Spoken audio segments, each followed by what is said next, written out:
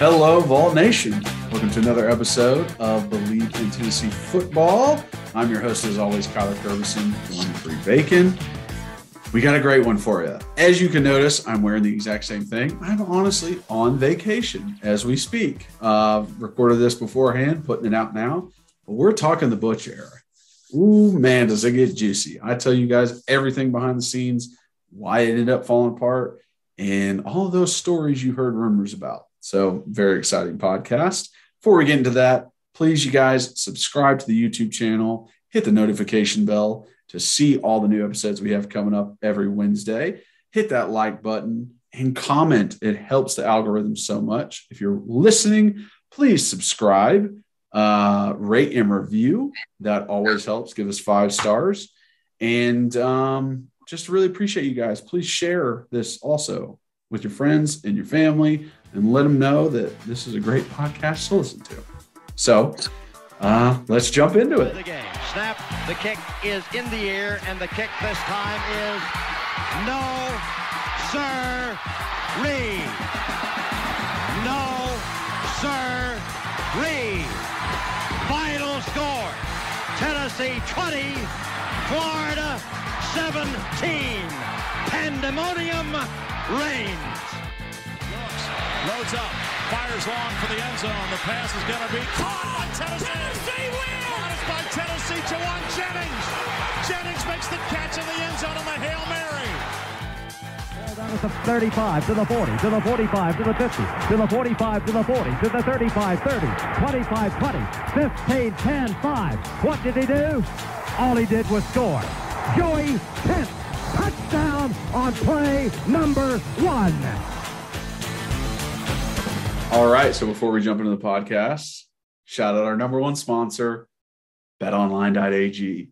If you're wanting to go anywhere to bet, this is the place. It's the number one source for all the best odds, the stats, everything that comes with it. They've got stuff on the NBA playoffs going on. They've got stuff on MLB. They have golf. They have fighting. They have even casino. So everything you could think of, this is the place to go. It's the best place to bet, and it makes everything more exciting when you do it. So hop on over there. When you do go over there, it's super easy to get started. You can use your mobile device, or you can go on their website and use the promo code BELIEVE, that's BLEAV, when you sign up, and you receive a 50% welcome bonus on your first deposit. So awesome. Free money. So why not use BELIEVE as your little code when you go there? Tell them that we sent you. So head on over. Again, that's BLEAV promo code to get that 50% welcome bonus. Bet online, where the game starts. All right. Welcome in, everybody. As you can tell, I am wearing the exact same outfit. And Reed is also wearing the exact same outfit. It feels a little bit strange to say this, but I feel like I have to. How we doing, bud? I'm good. Thanks for asking. Everything's great. I had to change my angle. Now I kind of look like I'm sitting in the same spot down here in this house in Naples, but I had to change the angle just so I can plug my phone up so it doesn't die. Yes. You still got the nice big clock behind you. Yeah. That's what matters. Yeah. One day it's going to fall on me and just knock me out. So this podcast is all the Butch era. This is let me say this. This is the perfect summer podcast because there's just there's some dead period. There's not a ton of talk about, but this is a great pod for people who love to hear the stories, love to hear the stuff that we don't get to see, get to do, all that. So that's what we're really going to dive into. As you said, we did this a little bit with the Dooley era. Now we're going to do our Butch era, because I think Butch is so fascinating. I really do. Or like that, not necessarily him in general, but just his time at UT. Definitely. And for anybody who's watching or listening, please comment on a question you might have and what you want to hear about. Because I'll tell you, some things I'll forget, which is, one of the reasons why I have Reed here to help me remember any kind of good stories. But y'all definitely leave comments and ask questions. I will answer them. But to start, the introduction. let me ask you this, Kyler, to start. Go ahead. You can introduce or whatever you want to do. I want to hear your first impression of Butch. When you are wherever you are and you guys find out that Butch Jones from the University of Cincinnati, who came to Neyland, did I say it right that time? Neyland? I forgot. I haven't said it in a while. Is that right? Neyland? Yeah, you said it right. Neyland. Yeah. Neyland. Comes to Neyland and just gets absolutely bent over by Derek Dooley, who we all know was a horrendous coach. So now, granted, I don't know if you guys as players realized that right away, but like, where were you when you found out? You saw the text. You found out that's who your coach was. Honestly, like, did not know a thing about him. Didn't even really realize like the Cincinnati, like he was the head coach and we beat them. Like that wasn't even on my radar because also that year, that was the only loss Cincinnati had was to us. They ended up winning every game that year. So, like, he had a very impressive resume, like, once you looked it up. And, dude, let me tell you something. The end of the Dooley era was so depressing. Like, it was awful. It really was. Like, going into that December, into that winter, not having a bowl game, and, like, he was fired before the last game where he played Kentucky.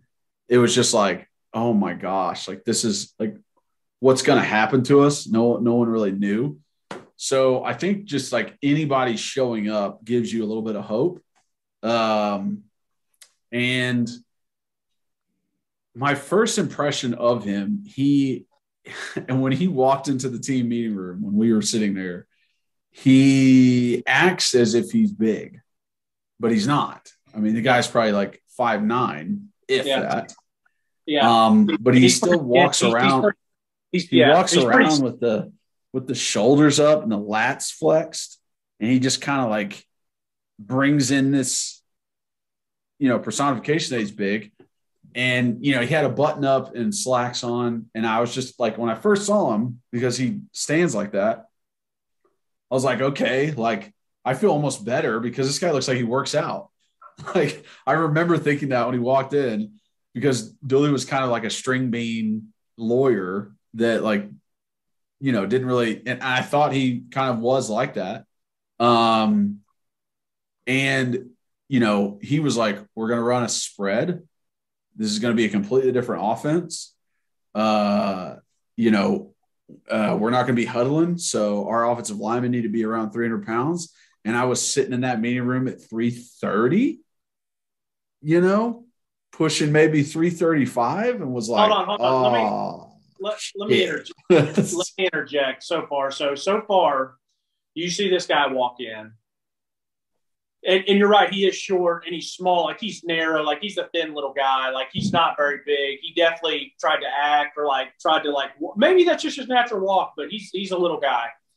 And but I love that you were like, well, maybe he works out, so maybe that's okay. Maybe he's like kind of tough or from football background or whatever. Like this is 18, 19, 20-year-old Kyler.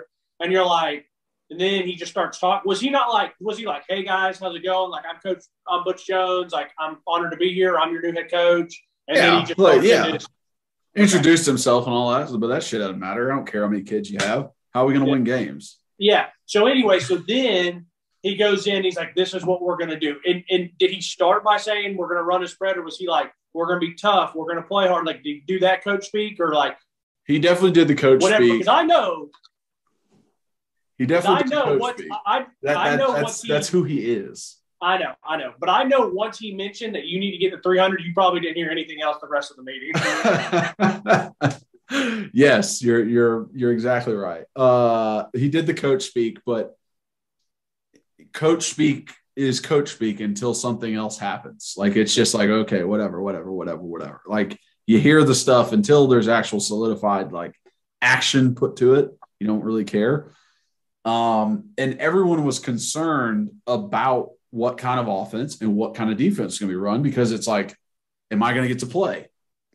Right. Defense was really concerned about what they just got done with Sal Sinceri and running a hybrid bear defense 4-3. And they're just like, that was shitty. We were the worst defense in the league. And he's Worst like, defense in like UT football history. Yeah. He's like, we're going to run a 4-3. This is what we're going to run. And everybody's like, yes, thank God. Thank God we go back to it. Da, da, da, da. And, he's like, we're going to run a spread. We're going to be up tempo. We're going to be fast. And that was all new to us. Right. But it was exciting because I'd run up tempo in high school. And I was like, okay, I know what I'm doing with that. I was like, I love tackle when I didn't have to put my hand in the dirt. So, yeah, this is going to be great. So I think everyone was excited after that meeting, like, okay, new beginnings. We're into this now. And that ended up being the same time I hurt my back in college. I heard it in December before he got introduced, sometime January, I guess. And then it like really flared up. I missed a lot of workouts. I missed, like 2.5 months before spring ball. And then once spring ball started, I wore a nice back brace and, was able to do all those practices. But still during that entire time, I need to lose 2 pounds every week and keep it off. So we would weigh Mondays and Fridays. And it was like, okay, your goal, like it would give you a goal on Monday, be like, you need to weigh 328 because you weighed in at 330 by Friday. So Friday comes, you're 328. And then the next Monday, they're like, you have to be 328 when you come in on Monday. And it was just every week, 2 pounds and very unhealthy ways to try and lose weight. Like I wouldn't eat dinner Thursday nights so that I would make weight on Friday mornings and like literally go to the bathroom multiple times, like pee, poop, like try and force out poops so that I would weigh less, get in the hot tub and sweat so I would weigh less. And not healthy, but it's like do whatever you got to do to get where you want to go. Like that's just what it has to be. And it was definitely something that we needed because like I said in the Dooley podcast, there was no discipline under Dooley. Nobody was held accountable for anything. And with Butch coming in and being a new coach, it was like he didn't know who anybody was. So it was like you have to prove yourself all over again. Like this guy doesn't know who you are, doesn't know what star recruit you were or anything like that. He'll cut you. Like he'll kick you off the team if you do something out of line because he's not connected to you. He didn't bring you in. So it was very much like, okay, now you got to be on your P's and Q's and doing every single thing that you could. And I'm telling you, it was stressful. But it was what was needed. Like the lessons that were taught to me that were ingrained in me of like 63 effort, even though it was corny as hell, it was just like finish a play, like keep going through the whistle. That's all it meant. And, first up, which was, he literally learned, it was hilarious. He pulled up film from Tennessee versus Cincinnati and just showed Justin Hunter and Derrick Rogers catching a pass, getting tackled, and standing up before anybody else. They're the ones that got tackled. They stood up before anybody else and just looked around at the Cincinnati defenders. And he said that was the most demoralizing thing ever for all of them because it was no matter what, they stood back up every single time. And like the touchdown Derrick had in the end zone where he got just sandwiched between two defenders and he's the one smiling. It's like it messes with an opponent's psyche. So like teaching that to us, first up, go pick up the running back, go pick up a wide receiver, like go help your brothers up, have excitement while you play. I remember a game where he was like, it's on CBS, it's chest bump Saturday. I want to see chest bumps out there all day. And it was like every time we scored a touchdown, chest bumping each other, chest bumping each other, chest bumping each other. And it's just little stuff like that like actually for a 19-year-old or 20-year-old, it's teaching you a lesson, maybe with a dumb saying, but you're still getting the lesson. And that part of it is the reason why when people are like, Butch was the worst thing that happened at Tennessee, I can't believe he, was our coach. And like, he was so bad. That's the reason why I'm like, well, I can't say he was all bad. Like let me interject. So I don't think Butch is the worst thing to happen to UT. I mean, there's like I don't like him, but I'm not going to not be honest and say like he did some really good stuff for Tennessee. I think Derek Dooley is 100% the worst thing that happened at Tennessee, in my opinion. Or the people that made those hires were kind of the reasons. I mean, it's not Dooley's fault that he went in there and cooked an interview and got the job because of his dad or whoever, or because he gave a good interview. That's not his fault. But, and I want to ask you one more thing. Did Butch, I'm just so fascinated by this, when he came in, did he talk pretty normal? And it was kind of like this, like, hey guys, I'm Butch Jones. I'm your new head coach. You know, da-da-da. He's like, this is what we're going to do. And he's kind of that. Or was he getting like, did he get ever fired up or try to do the rah-rah? Or was he just pretty like standard? I mean, I wouldn't say he's standard by any means, right. But he knows he couldn't get a rah-rah to start with. Like, that's very difficult to do coming into a room. But he still talked the same way. We're going to be a tough team, and we're going to get after people when we're on the field, okay? We're on the spread offense, and we're going to go fast. Like, he talked like that in general with that, like, rasp to his voice. Yeah. But I think it was a gradual incline, right, of him showing exactly who he was. And that can be said throughout his whole tenure as a gradual incline into showing his anger, showing his frustration, showing his inability to control emotions. That gradually got worse and worse and worse and ended up leading to his downfall. All right. Couple quick questions. Was there anybody right off the rip that didn't buy into him, that, or like not right off the rip, but maybe like the first couple weeks, first month, maybe even into, first 6 months that you remember?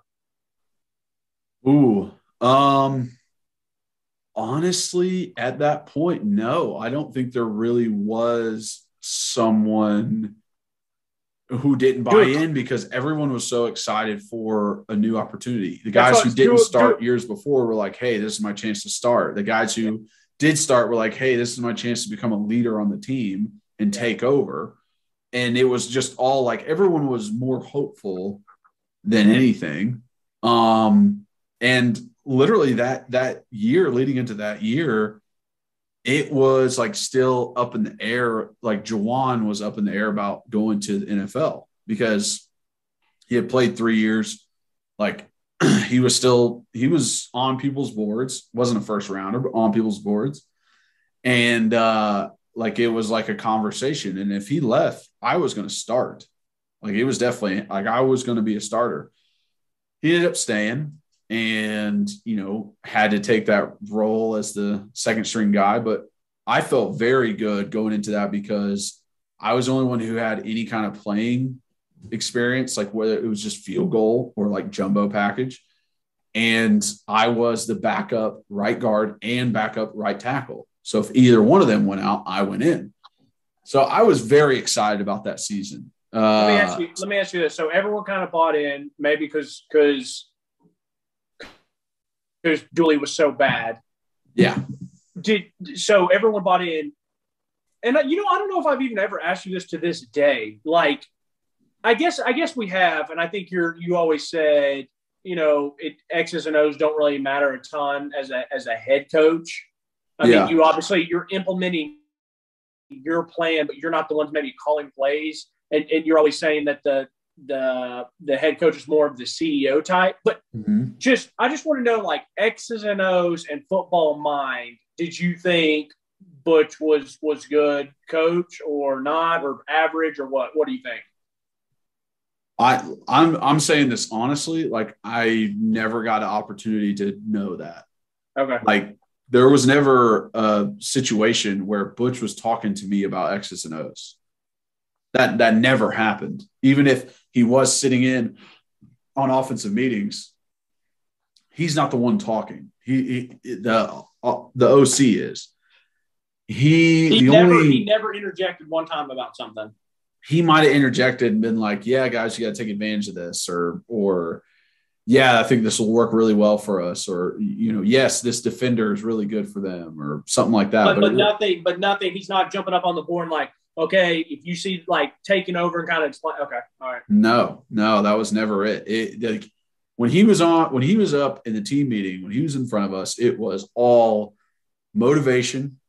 It was all, trying to inspire, trying to motivate, trying to hold people accountable, all that extracurriculars. Like, it literally had nothing to do with X's and O's. The only thing that he did X's and O's was the punt team. Like, he oversaw the punt team. That was his thing. I don't know why, but that was his baby. Oh, geez. And he acted like it was the most important special teams. Did he ever come up to you in practice and not even ever give you pointers or anything? No, he would never do that in practice. What he would do in practice is be like, yelling at you. Curvison, you're holding. That's a 10-yard penalty. Bring them back. Bring them back. And try and get in your head that way. Right. Or be like, I don't see effort out there by you, and call somebody out over the loudspeaker. It was literally never had to do with X's and O's. Never. It was never like, hey, get your hands right, get your footwork. It was all like, are you lazy? Why are you being lazy? There's no walking on the field. That's what he was. What did you think about his coaching staff that he had there? And I'm not asking you to name everyone individually. Did you just always feel good about who he had on his staff? I did feel good. I think part of his downfall is not trusting the guys that he brought in. I think that was part of his downfall. Was by the time he left, I'm pretty sure he had maybe one coach that was the same. It was new, on his second offensive coordinator, new O-line coach, new D-line coach, new wide receiver coach, new quarterback coach, new tight end coach, same linebacker coach. And I think he did fire Martinez too. So it was linebacker coach. That was it. Tommy Thigpen was the only guy he left on. I think that was part of his downfall. It's just, he got so nervous, 2014, when, there's games where we can't score a point. We have one touchdown in the game versus Oklahoma. And it's why can't we figure this defense out? Why can't we do this? But there was still explosive games too, playing Iowa and just beating the ever living crap out of them, and winning versus a South Carolina in overtime and scoring 40 plus points. It was our offense is still pretty explosive, but I guess he saw it as it's the players out there, it's not the OC. So he brings in a new guy and gets rid of that OC and brings in DeBoard heading into 2015. And then, after 2016 and the fall apart, he just put it on every coach and was like, you're gone, you're gone, you're gone, you're gone. We're bringing a new. Let me ask you this, and you probably don't know, and that's okay. And maybe there's not many people in this world that do know, but do you think that he was doing that to maybe try to save his own butt, or because he really didn't trust him or believe him anymore, or because he felt like he was listening to outside noises and felt like he had to preserve himself because he knew the clock was ticking, basically, almost? I think at the end it was clock is ticking. I think his first firings were we're in the SEC now. You guys aren't good enough. I got to find somebody else. But it's I get what you're trying to get at by saying this is the SEC. This isn't, Cincinnati football. But it's like the grass isn't always greener, like it's not easy just to find an amazing OC or amazing DC. Like that's not just a simple task. And in some aspects, I think he should have been more patient, which he never was good with, being patient. But I honestly think the downfall of him in 2016 and 17 was losing the team and like losing true leaders on the team. All right, hold on. Before we get there, I don't want to get to finish the downfall. With that. I don't want to get to the downfall. The reason I gave you a thumbs up when you were first talking about that, because I remember when he let go John Jancic, and everybody, I know people were upset about some of the defense, and I know most people always went back to the Florida 4th and 14 or whatever. I always thought John was a good defensive coordinator. Now, granted, we know it. Like, I knew his family. He was one of the nicest guys ever. Like, I love his kids. I love him. He was super nice. So obviously there's some bias, but like the stats backed it up. Like when he left, like the defense got a little worse. I know for a fact 1 or 2 years. I would listen. I need to go back and make sure that it's all the years. But I do remember looking it up, and John had a better defense than maybe a year or two after he left. And it felt like what you were saying. Like, I remember everyone was like, Bob, shoot. Like, it was almost like Butch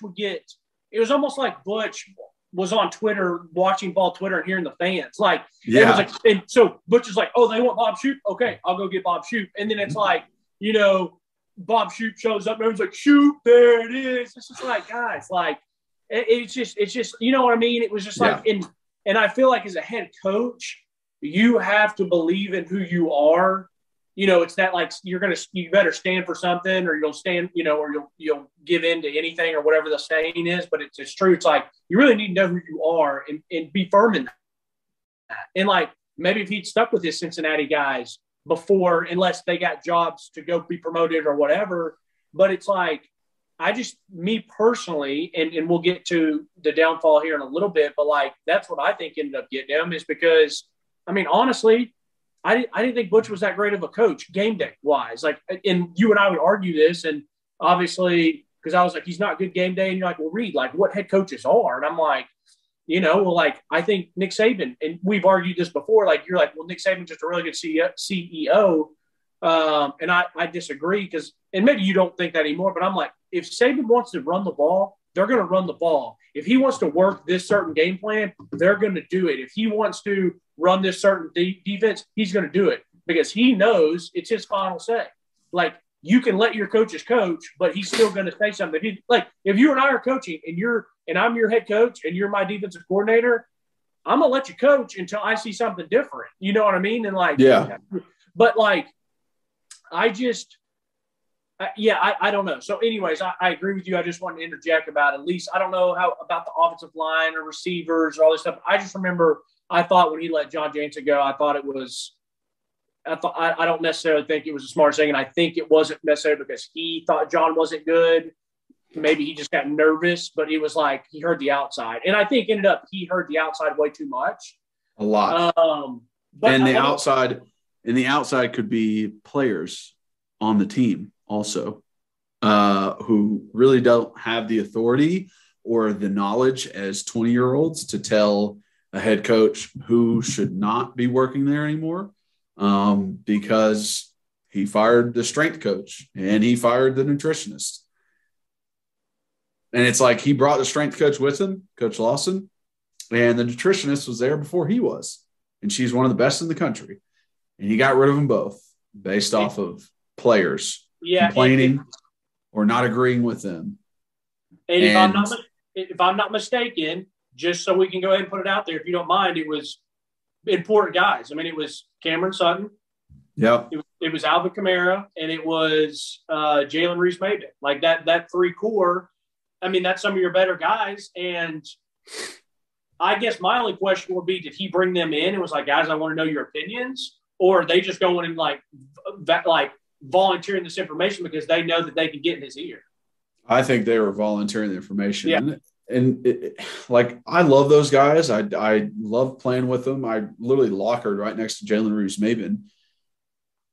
But this stuff happened after I left. This didn't happen in 2015. A lot of those coaches were still there. This happened after I left. And that's where I talk about, like, I don't know where the leadership went. Like, I really don't know if the guys there still were like true leaders.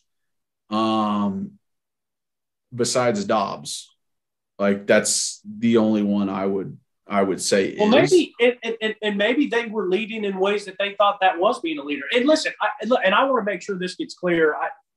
You're not attacking those three guys because you've never spoken a bad word about any of those three guys to me. You root for all three of them big time in the league. Like, you love all those guys. So I'm not saying that you're bad talking those guys. You had just mentioned to me before, like, you felt like those three guys got in his ear, whether it was right, wrong, or indifferent.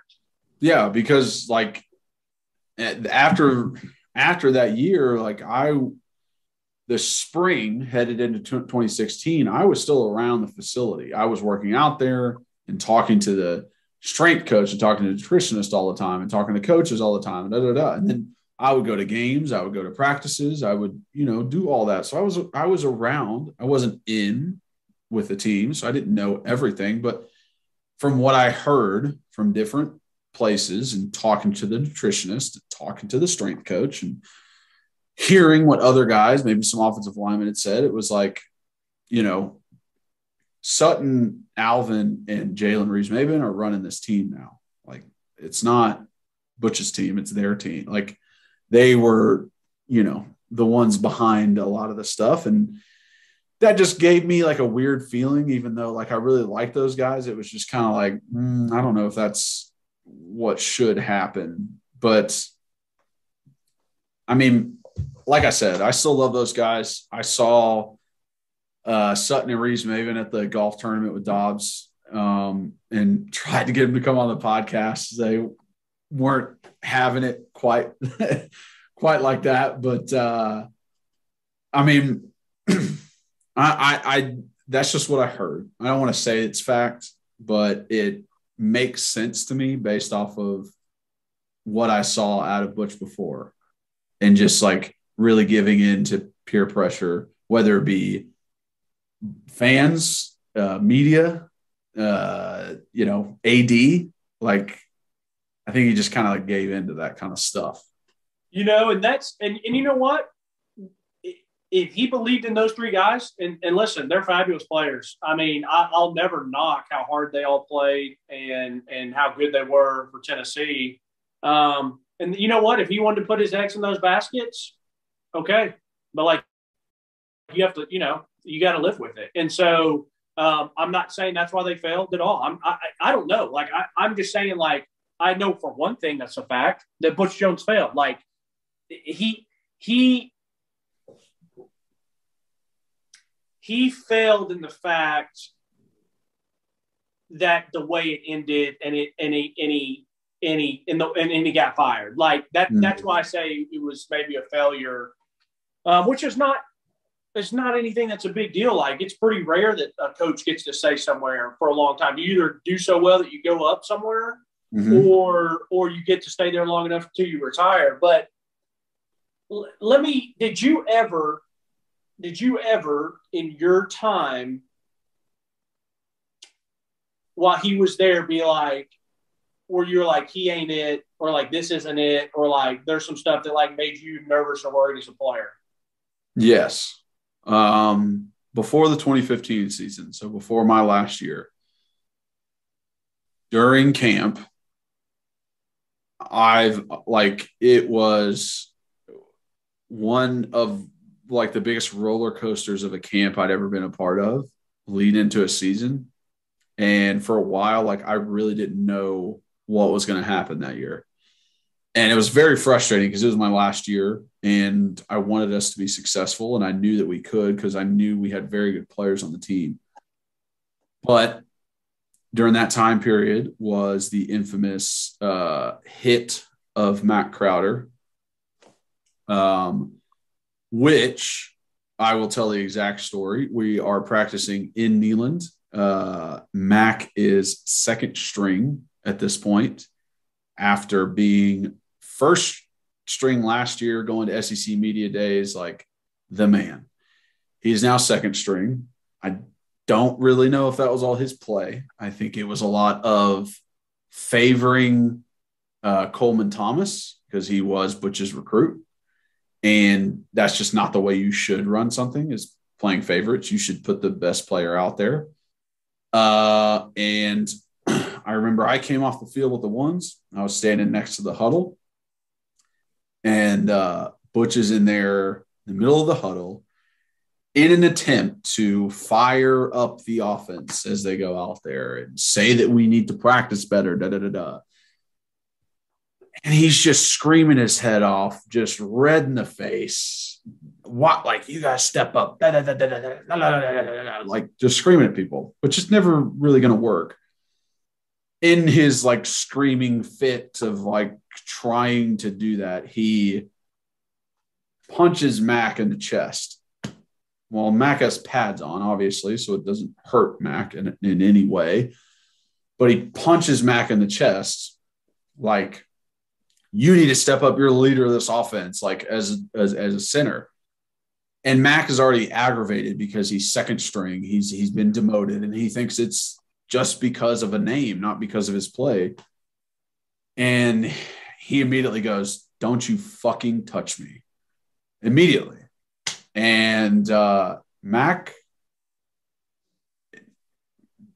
hindsight, but didn't cuss. Like, that was one of his things. He didn't cuss. And he grew up in a Christian home, and that was just not what he was supposed to do. So he did not. And I knew that. I lived with Mack. Like, I know Mack very well. And I was like, yeah, he doesn't cuss. And for him to say that to the head coach, everybody else around was like, it was the first time, someone had kind of bowed up to Coach Jones. And I think it was like really the first time people on the team saw him not be able to control himself, like really lose his emotions, which is just, absolutely horrible when you're trying to lead people. Like, you can't control your own emotions in any way. You get aggravated and you just explode. It's like no one really wants to follow you. So there was like a good 3-4 day period after that where people were like, I don't know about this. Like, he was very much on the edge of just losing the team in a sense. So question. Yeah. So you think it is, and I know I got another buddy who played college football, pretty high level, had a little stint in the NFL, but he says like no coach should ever touch a player. Do you still feel that same thing? Like, a coach should never touch you like that, even if it is like trying to get you jacked up or whatever? Like, what about just asking, like, what about if it was all good, rah, let's go, and like Butch comes up to you and you guys are about to run out of the tunnel. He's like, "This is your game, 77. Like, let's go." Like, hit him in the mouth, and he punches you twice to get you going. You see what I'm saying? I agree with that. So you think that it's all context based, or like they should never put their hands on you in a negative light, or what? I think it's all context. I think it's if you are under control of your emotions and you're doing it in a good reason behind it, more power to you. Do it. I've headbutted guys in the helmet with no helmet on before just to get them motivated. But like, to do it to a player because you're angry that practice isn't going the way it should is not good. Like, he's upset that it's not a good practice, and he is taking it out by yelling at these people in the huddle. And you can see it on his face. You can see when someone's actually angry or when they're just like trying to yell and motivate. Like, you can see the grit of the teeth and the face get red and you can see the anger, and then he punches a person in the chest. It's like,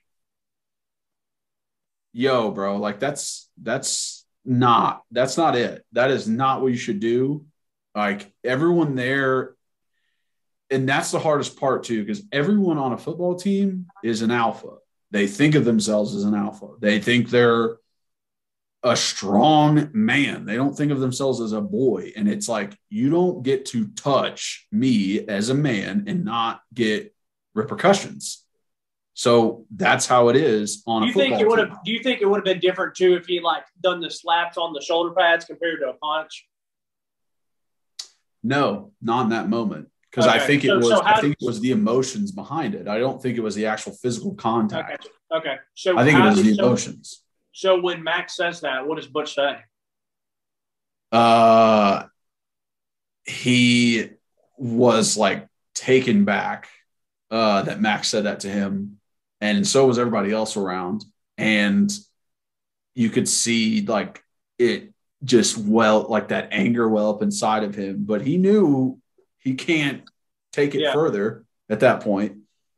And it was like a anger welling, nothing said, face getting redder, but then it was just like, get out there on the field.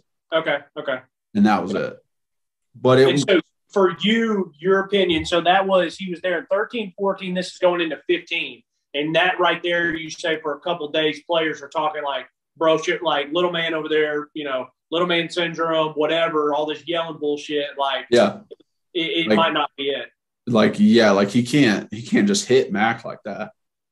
You know what I mean? Like that was talked about. So like when people look back on this event and they're like, yeah, when Butch Jones punched Mack Crowder in the face, it's like, well, he didn't punch him in the face. He hit him in the chest. So it's not that big of a deal. But at that time on the team, it was very much like at that moment, he shouldn't have done that. And like, as a player, you were thinking like, is he going to hit me when he gets angry? Kind of thing.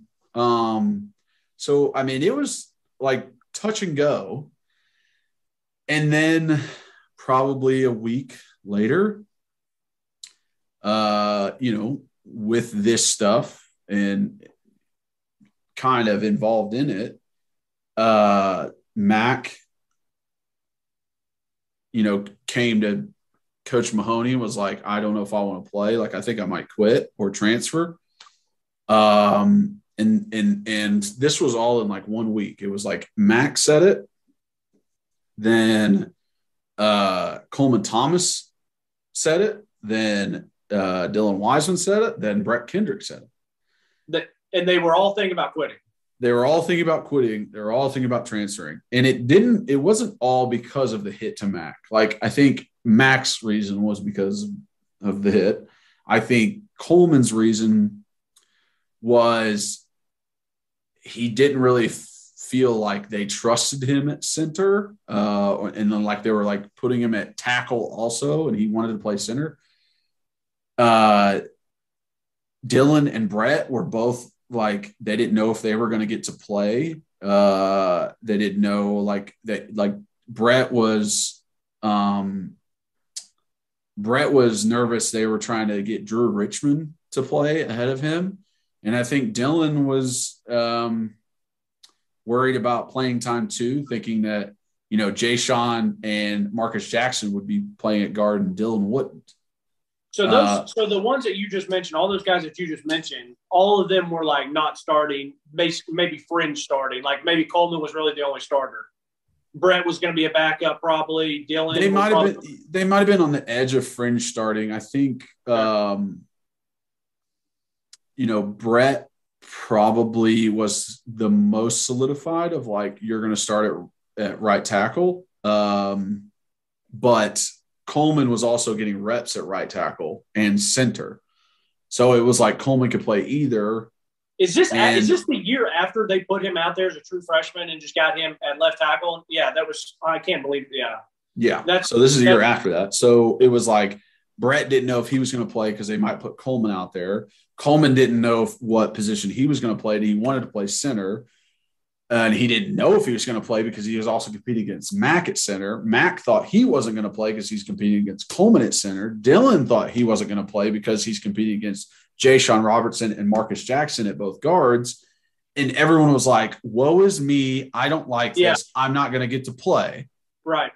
And I was the oldest guy there, the leader of the offensive line room, and had to talk all of them back down to come back to the team and like, don't do anything harsh or stupid 2 weeks before the season starts. Like, this was real close to the first game. So Marcus Jackson ends up tearing his pec before the season. So Dylan Wiseman is playing the entire season at guard. Brett is pretty much playing the entire season at tackle because they put Mack at second string at center and Coleman started.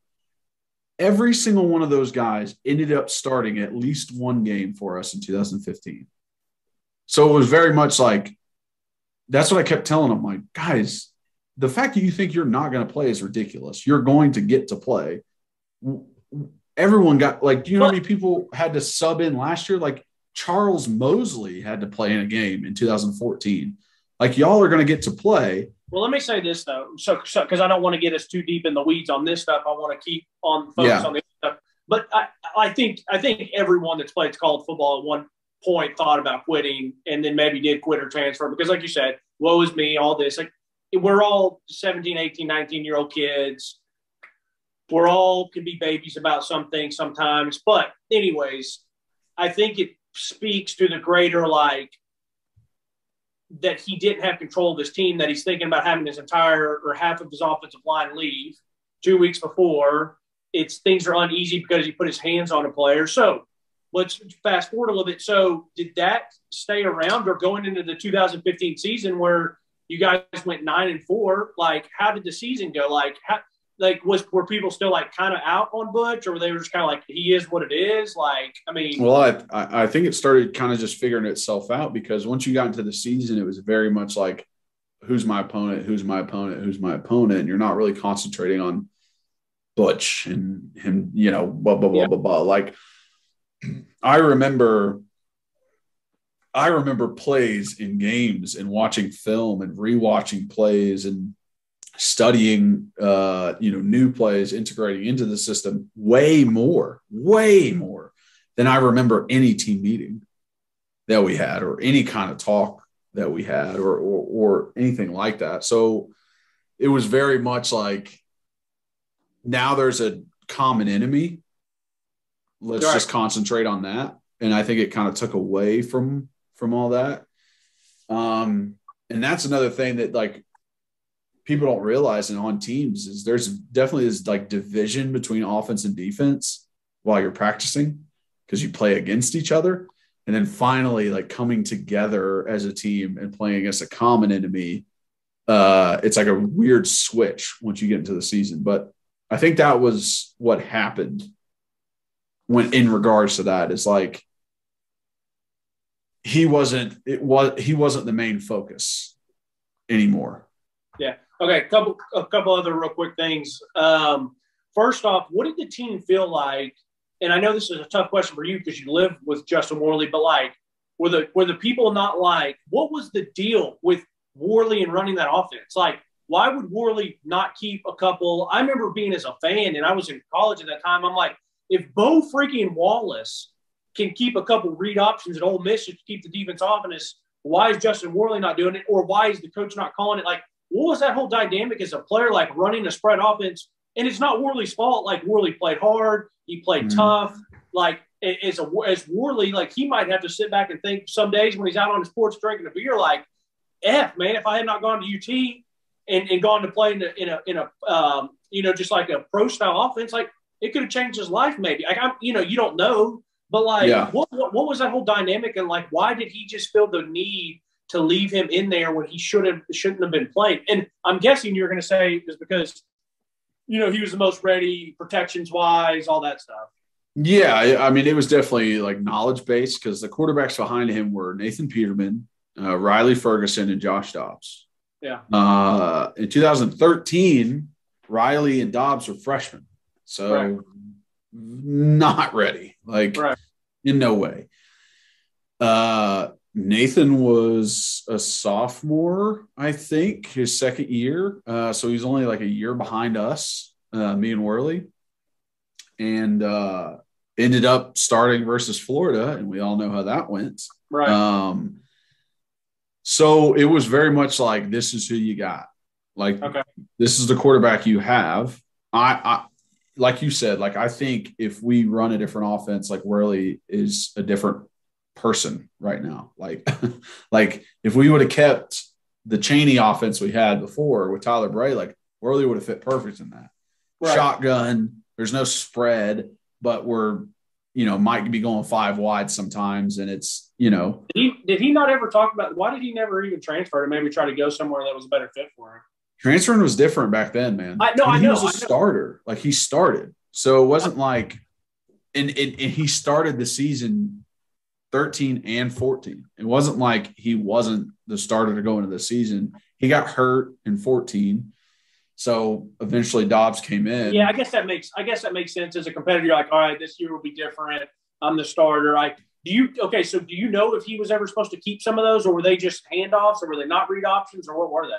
There was definitely plays that were handed off, and there were plays that were read option. So I think and I think at that point too, like, it wasn't because they knew Worley wasn't like a runner. If there were play calls called into him of like, hand the ball off, because on every read option, the running back should be able to run if the defensive end doesn't as long as the defensive end holds a little bit, the offensive line should be blocking everything up to where the running back can get yardage. Makes sense. So in a quarterback's head, they're like, if that defensive end slows down just a little bit, this can be a 5-yard run easy. And I definitely do think there were calls in to say, like, run the ball, like, give it to the running back. And I even asked Worley this before, and he was like, sometimes you're out there and you're like, who's the best runner of the football? And it's this guy next to me, not me.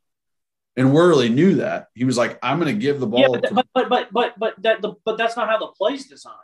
I mean, you and I could be running the read option right now, and like, you're the better option running the ball. You're bigger, you're stronger. Hell, we're probably about the same speed nowadays. Like, who knows? But like, but if the play is for me to keep it, I need to keep it. Like, that's how. That's because I'm.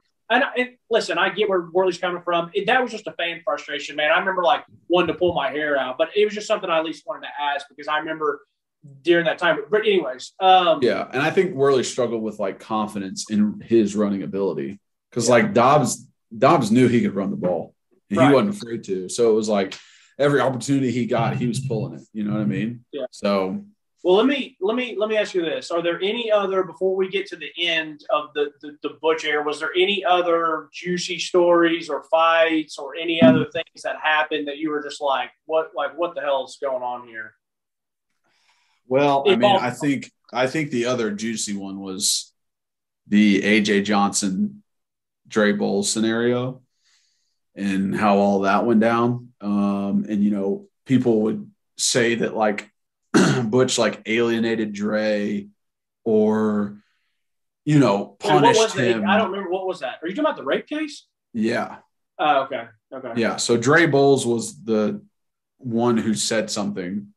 The girl apparently got in the car with Dre and his then girlfriend and said that she was raped.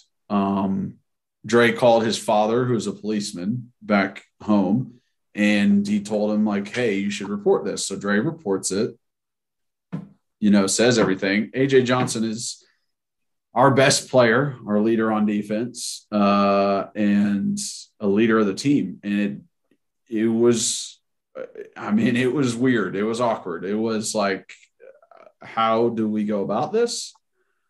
Yeah, because I guess people don't really – I mean, only people that really knew what I guess happened was AJ and the people and the girl and who's ever in the room. So exactly. And on most cases, you're going to take your buddy's side, which a lot of the defensive players did, and like really had an issue with Dre.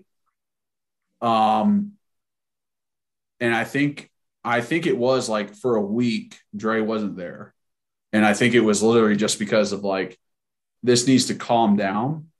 Because some guys on their team are idiots. And I've talked about some of them before, but some of them are idiots and they will just pop off because of this and not really put thought into it. So it was like, let things calm down. It's going to be okay. He came back to the team. Nobody said anything to him about it. Nobody gave him a hard time. Let him do what he did. He finished the season with us. It was completely fine. He was at the bowl game. It was just kind of like, okay, just, nobody really talked to him. It'll all come out. And what eventually happens is way, way down the line, AJ Johnson gets another opportunity because it goes to court and the girl says, yeah, I didn't want to, but AJ had no idea that I didn't want to. I never told him I didn't want to. I just didn't at the time, but I never told him that. And the case got dropped. She said that in court that there was no way of him knowing that I did not want to have sex. So AJ was in the clear.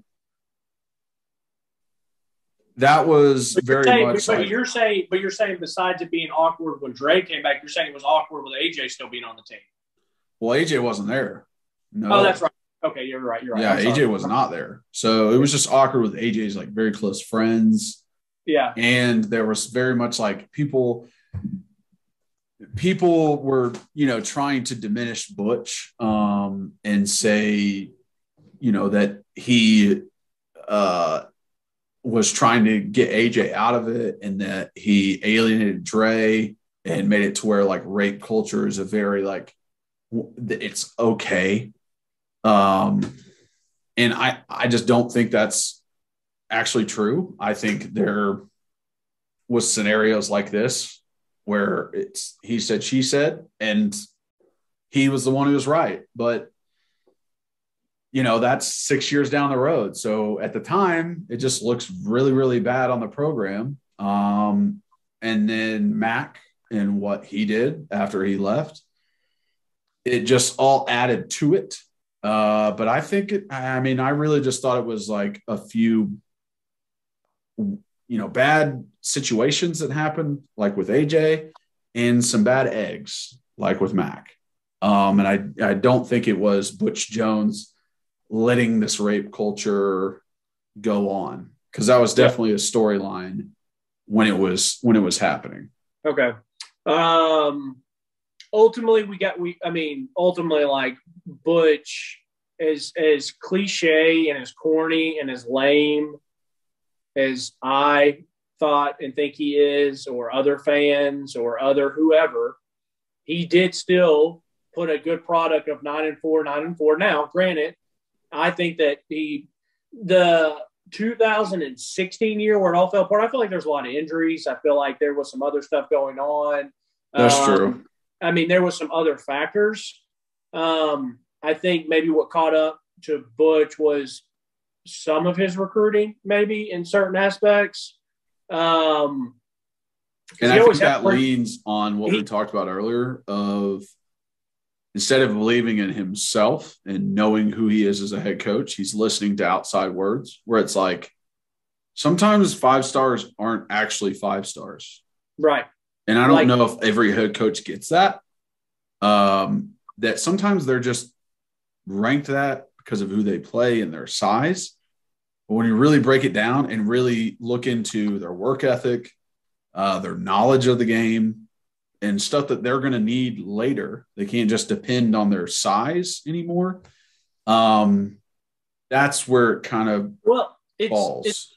It's about knowing what you want and who you are and what your program is going to be, and not seeing that flash in the pan, flashy, glittery, if he was still to his roots and said, this is who I am, this is what I'm going to build my team around, then I'm going to take a Kyler Kerberson compared to the 5-star Reed Bacon. When, if you really do your due diligence, there's a lot of fake hype. And I felt like with Butch, there was always a lot of fake hype. It was always a bunch of blow and smoke, and there wasn't a ton of substance with him on a lot of things. But I mean, I'll say this, and I kid you not, and I've said this before. I've admitted to you, like I was so hard on Dobbs, like early on about some stuff. And I really went back and really looked at some of his stuff, and I was like, wow, dude was an absolute baller in college, like an absolute stud. Like, he deserves all the flowers he gets. Yeah. But I kid you not, I don't think if Butch has Dobbs on that team, like, I think he's gone after. I think he goes 5-7, 7-6, and then, whatever. Because, and listen, and that's not. It's not fair to say, oh, well, if Urban Meyer doesn't have, Tim Tebow or whatever, like, these guys are that's their job, is to bring these players in. But I just feel like, I guess the best way to put it, I feel like Dobbs covered up so many things on the team. And I feel like him and a select, like AK, man, like AK absolutely, like, I mean, in that 2016 year, I felt like, Dobbs and Beast. Dobbs and AK just put their team, the team on their back, basically. Just like, yeah. They're going to go out there and score 50, 60 points just to beat Vandy or whatever. But, like, you just see it when he had Worley, and then that he doesn't do a good enough job recruiting somebody else after Dobbs is there. And we end up with, like, I guess Quentin Dormady and I don't even know who else. It just all fell apart so hard. Garantano was after that. Yeah. So it's just like Butch was so close. He was at the mountaintop, and he just couldn't get over that hump to get us to an SEC championship. And the thing about Butch, like, when he fell off, it wasn't like this. It was just like he catapulted off the 450 feet Kareem. And I just feel like even if he did get us to an SEC championship, like one of those years, if he doesn't lose to South Carolina or he doesn't lose to Vandy or whatever, and he gets us to the SEC championship, I don't think it was sustainable. I don't think he had built something in Knoxville that was sustainable. And that's just my opinion as a fan. I want to end this now with you saying why you don't like when you think of Butch's time, like, obviously you're probably pumped that they beat Florida and beat Georgia on those. But, like, did you, like, how did you think about it, the whole tenure? Yeah, that's where I'm, like, so on the fence, because, like I said in the beginning, he brought in things that needed to happen, but his downfall had happened very fast, and it was because he didn't have the right pieces there. Like, he got rid of coaches and staff members that he shouldn't have. He brought in players that he shouldn't have. He listened to people that he shouldn't have. And it's just like, it's just not good. Like, why would you recruit a Quentin Dormady after you just lost? Like, you just had Justin Worley leave and realize he's not a good fit for your offense. Why in the hell would you recruit another pocket passer exactly like Justin Worley? Doesn't make sense. Doesn't make sense at all. Was it because he's a 4-star and he's from Texas and people thought it was cool? Like, I mean, exactly. Hey, this looks good on a recruiting ranking. And yeah. So I just think losing control of the team, I think, whatever happened with Mack and how, like, that was on the fence of losing the team. Like, I'm sure the Jalen Hurd leaving and him yelling at him and that helped to lose the team also. And, like, when did you yell at Jalen? Well, when Jalen Hurd was in the Georgia game at Georgia, we ended up winning on the Hail Mary, but, like, he went out of the game in the third quarter after catching a touchdown, but got hit and fumbled. Coach Jones yelled at him, and then he transferred, right? He didn't play the rest of the year. I know. What was there? I mean, obviously yelled at him, but I mean, we get yelled at all the time when we're playing. Like, what was there? Like, was there other stuff said or?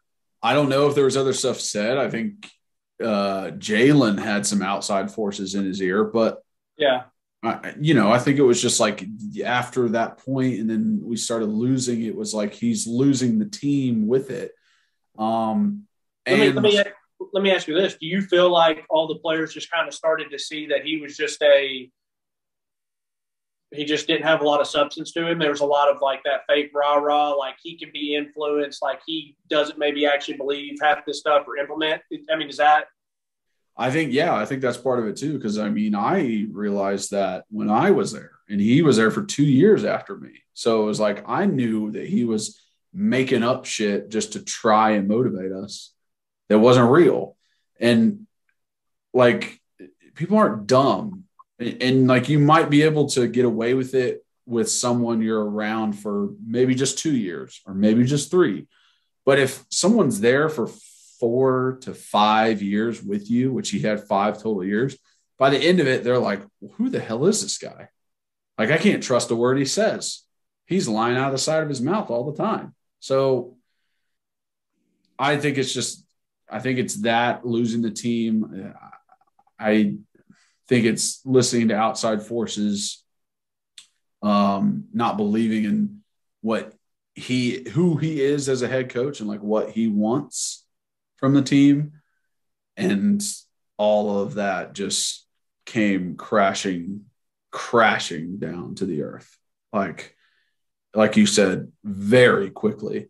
And I mean, there was even a time he contacted me, and I can't remember if this was 16 or 17, and had me come to a practice, wanted me to come to a practice and literally just like be there with the offensive line. I think it was 16, because he saw that there was no leaders on the offensive line and they were getting their butts whooped.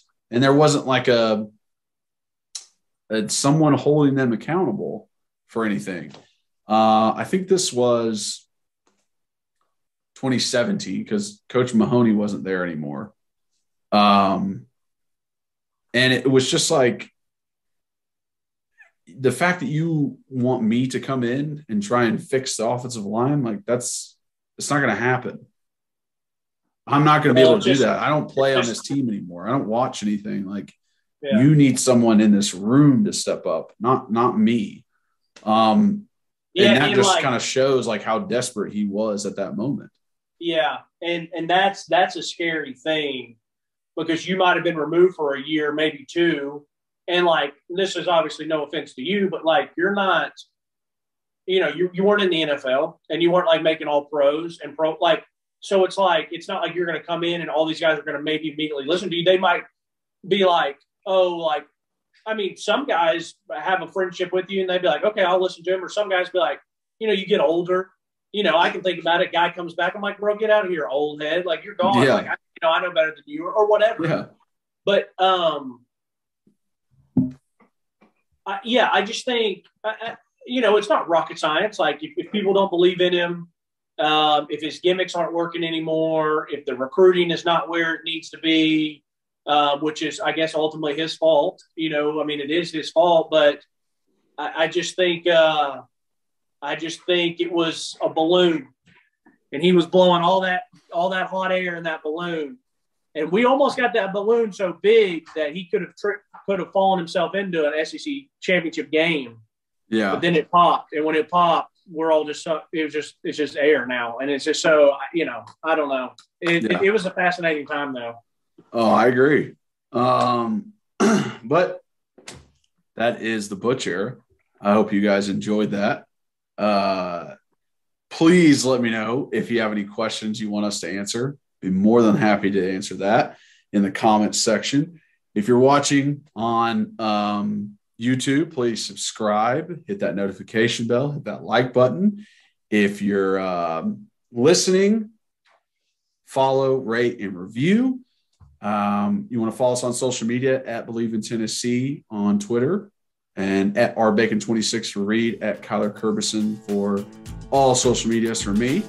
And we very much appreciate you guys. So as always, go Vols.